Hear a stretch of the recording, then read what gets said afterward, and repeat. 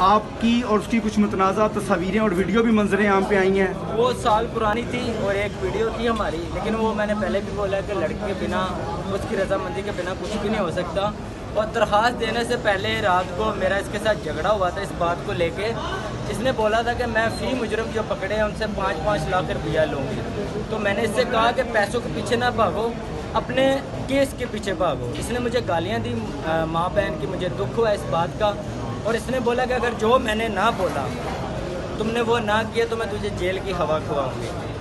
तो उस वजह से मुझे पता नहीं, रातों रात इसने मुझ पे ये FIR ब्लैकमेल, मुझ पे इल्ज़ाम लगा। कभी आप बहन भाई का रिश्ता बन जाते हैं, आपका असल में रिश्ता क्या है? क्या आप बीच में कोई और मामला भी आप दोनों का है? क्योंकि तस्वीरें तो वो बहन भाई की ऐसी होती नहीं है। देखिए, इसने मीडिया पे बोला था ये मेरे छोटे भाइयों की तरह है, मुझे नहीं पता इसने क्यों बोल दिया, घबरा के बोल दिया।